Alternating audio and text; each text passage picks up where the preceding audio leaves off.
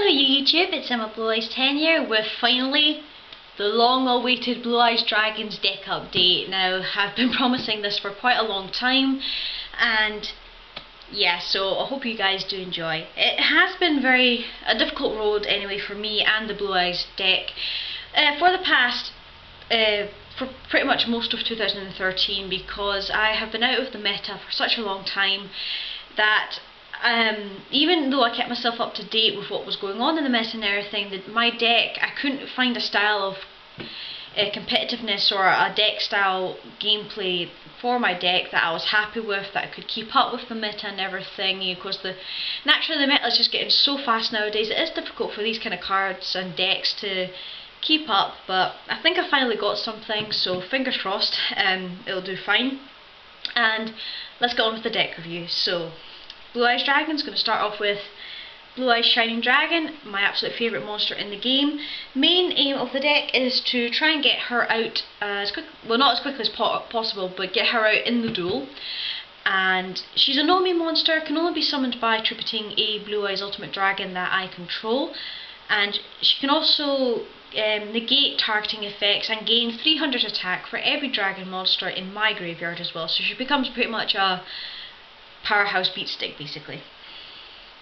Next we have 3 Blue Eyes White Dragons, Seto Kaiba's signature card, because it wouldn't be a Blue Eyes deck otherwise. Then we have 3 White Stones of Legend. When this card is sent to the graveyard, it can automatically add a Blue Eyes White Dragon to my hand. And here come the biggest changes. We have 2 Light Pulsar Dragon, 2 Dark Flare Dragon, and 2 Eclipse Wyvern. So I'm incorporating the Chaos engine or Chaos elements into the Blue Eyes deck now. Now what each of these cards do is, Light Pulsar is a level 6 Light type Dragon, 25 attack, 15 defense. You can special summon this card from your hand by banishing 1 light and 1 dark monster from the graveyard.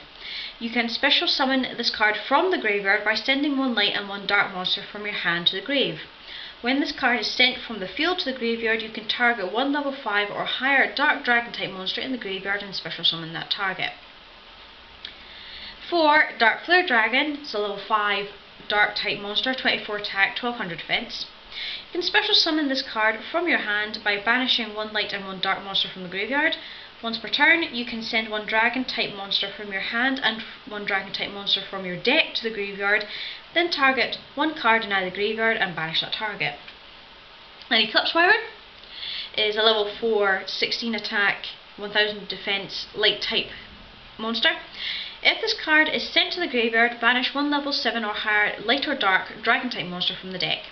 If this card in the graveyard is banished, you can add the monster banished by this effect to your hand. So, with these cards, what I'm trying to do with the Chaos element is actually try to use them to support each other. In other words, use what I believe they were originally intended for. Light Pulsar to support Dark Flare to banish Eclipse Wyvern to get the effects going off and everything. Basically, it adds a Chaos element to the deck, but also really speeds up the deck in that, say for example, I have a Dark Flare in the graveyard and Light Pulsar is on the field. It gets into the graveyard, it special summons out the Dark Flare, or I have a Dark Flare and an Eclipse Wyvern in my hand, I discard them to special summon Light Pulsar from the grave. Activate Dark Flare's effect to banish an Eclipse Wyvern to get the monster targeted by this into my hand. So with the Chaos engine, I'm just trying to use it as it is, just use them to support each other and everything. Also, the thing I really like about Eclipse Wyvern is that it can banish the Blue Eyes Shining Dragon out of the deck, so I don't accidentally dead draw into it. So with these cards, I try not to, I can special summon them. I've got a few dark monsters and everything, but I try not to remove from play too many of my dragons if I can, just because obviously I need them as attack power gain for the Blue Eyes Shining Dragon. Next we have 1 Alexander Dragon as a 2000 attack beatstick, 1 Infernal Dragon as a 2000 attack beatstick. It destroys itself after it battles, but by tributing a monster I can control, I can special summon it back. So in a way it can work with some strategies, but because it destroys itself and it's a dark type, it means it sets itself up for Chaos Fodder, if you understand what I mean by that. Then we have 2 Divine Dragon Apocalypse. Discard 1 card from my hand and then target a dragon type monster in the graveyard and add it to my hand, so great for recycling monsters. It's also a dark type as well. 1 Exploder Dragon, just as a nasty surprise for anybody trying to run over with a big monster, and this card has seen quite a bit of popularity recently, especially with all of the Elemental Dragon play that we've been seeing. 1 Honest to give my light monsters an attack boost. It's a very good hand trap. And then 3 Effect Veiler, obviously just to stop the opponent's effects from going off. I am sadly no longer running Light and Darkness Dragon, because it was a really good card and it worked really well, but I just can't fit it in the deck at the moment because it just threw the deck balance off, and that I couldn't get the right number of tributes out or cards to get tributes out without messing up the rest of the deck. So I haven't used Effect Veiler all that very much, but I'm learning, I'm getting better with it slowly, and it just takes practice basically. Magic cards now, we've got 1 Dark Hole, 1 Heavy Storm, 1 Monster Reborn, the classic spell trinity of any deck. We have 2 Mystical Space Typhoon. I would like to run 3, but I just don't have the room, unfortunately. Then we've got 2 Pot of Duality. Now I do sometimes special summon quite a bit in this deck, but this normally this doesn't hinder me too much in that it adds a lot of certain combo cards to my hand, which get like the engines and stuff, I suppose I could say, of the deck going. And what I mean by engines is like 3 Dragon Ravine, the field spell card that where I can discard a card to the graveyard to activate 1 of 2 effects. The first one is add a level 4 lower Dragoonity monster from the deck to the hand. Well, that obviously is out the window because I don't run Dragoonities, but the other effect is to send a dragon type monster from the deck to the graveyard. So it's brilliant with a lot of cards that I have in the deck. So for example, discard White Stone, send another White Stone, get 2 Blue Eyes to hand, or send a Blue Eyes to send another Blue Eyes, or even with the Chaos Dragons, like send a Dark Flare to the graveyard, send an Eclipse Wyvern, or even discard Light Pulsar for Dark Flare, and all those sort of things. So it's sort of like a backup engine for getting stuff set up in the graveyard, I suppose.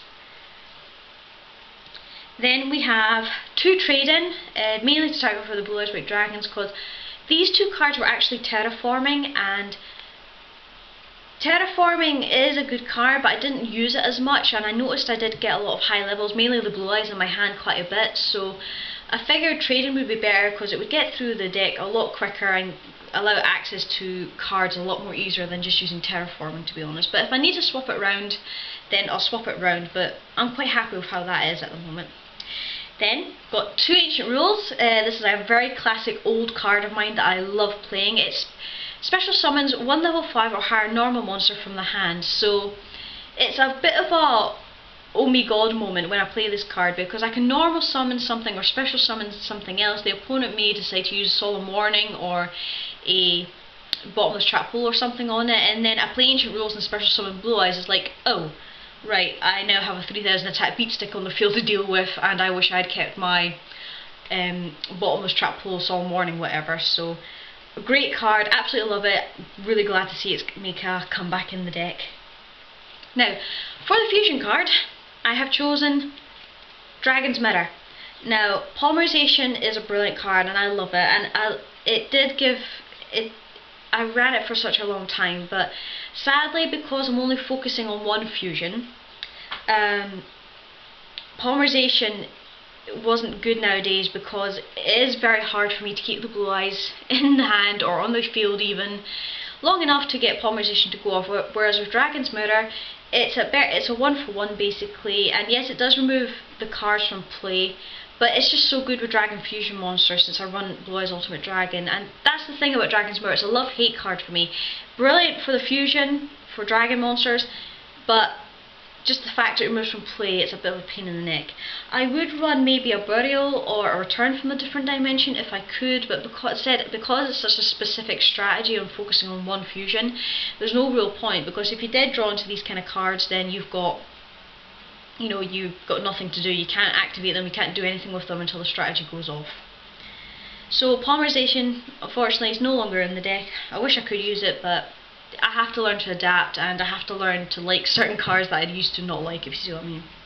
For traps now, we've got 2 Mirror Force, because it's a classic trap card, and then 1 Solemn Judgment as the ultimate counter card. I still won't run Solemn Warning or anything, because I just don't like it. I prefer Solemn Judgment, it's much more fun, to be honest. Okay, for the extra deck now, we have, of course, 1 Blue Eyes Ultimate Dragon. Now, as I said, I am focusing on 1 fusion. I am not running 5-headed dragon. Now, 5-headed dragon would be very good in this deck, I do agree, but it means that I would remove a majority of my dragons from play, and I wouldn't be able to get out my shiny dragon if I have the opportunity to, or I'd be removing too many dragons from play for shiny to get her power effect. So just focusing on ultimate dragon makes it a lot easier. It means I keep the card safe for that play to go through, and I don't waste anything or remove from play too many dragons that could actually have been more helpful in the graveyard than being removed from play. Sorry about that. Next we've got synchros. First we've got 1 Ancient Sacred Wyvern, which needs a light tuner, so White Stone of Legend, and a light pulsar dragon equals this. It's a fairy monster, level 7, light type, 21 attack, 2000 defense. When your life points are higher than your opponent's, this card gains attack equal to the difference, and when the life points are lower than the opponent's, this card loses attack equal to the difference. When it's destroyed by battle and sent to the graveyard, you can pay 1000 life points to special summon this card. Such a pity it's not a dragon, since it looks like a dragon, but that would mean it'd be far too easily abusable. This is basically a one-turn kill, a one-turn kill if you get it out, especially with all the power boost you can do with it. But I've always liked this card, but I never could run it before when I had the totem build, so running it now. Then we got 1 Ancient Fairy Dragon, because I run quite a lot of because I run the field spell now, also for special summoning out other monsters to synchro with as well, is quite useful. Then we've got 1 Black Rose Dragon to blow up the field, 1 Stardust Dragon to protect my monsters, Light End Dragon again, she's back in the deck now because with Ancient Fairy I could play her and then special summon a White Stone if I needed to and synchro into Light End Dragon, because you need a light type non-tuner monster. So if you can see a wee theme with the synchros there, a lot of them I can actually get into with Light Pulsar and a White Stone of Legend, and my level 8s are often going to be level 7 synchros with a White Stone of Legend. So White Stone is not just being used for its effect in order to add blues to my hand, it's actually being used as a tuner monster probably for the first time in a very, very long time. Then for my Exceed monsters, I've got 1 Kaichi Koichi Dragon, which allows me to attack twice. 1 Queen Dragoon to protect my monsters from being destroyed in battle, and also to resurrect level 5 or higher dragons in the graveyard, so Dark Flare, Light Pulsar, Blue Eyes White Dragon, any of my synchros, and so on and so forth. Then 1 Utopia. I've always liked this card, and now I can't put it in because I'm not running a totem build anymore. Just brilliant for stopping attacks no matter where they come from. Then we've got 1 Gemnite Pearl as a 26 attack beatstick, and pearls are my favourite gemstones, so that's why it's in there. Then we have 1 Hieratic Sun Dragon, Overlord of Heliopolis, to merge like 2 Blue Eyes White Dragons into, and to do Singularity Destruction. Then we got 1 number 107 Galaxy-sized Tachyon Dragon. Basically it becomes a sort of mini skill drain in the battle phase, and if it negates effects via this way, it is able to gain 1000 attack boost and attack again every time an effect goes off. So this can potentially again be like a one-turn kill if you play it right and multiple effects in that go off, which is pretty cool, I will admit. So anyway, that is the Blue Eyes White Dragon deck, guys. I hope you enjoyed. As I said, this deck, you've seen some duels of this deck in action, and I plan to get a lot more duels of this deck in action, both real life and online. And I said those are the major changes. The deck will be going through another major overhaul in September when the Saga of the Blue Eyes White Dragon deck comes out, but since that's a good couple of months away, good time for this to get tested out and have fun with it and everything. So anyway, till then everybody, take care, and for me and the Shining Dragon, we'll see you guys later. Bye bye!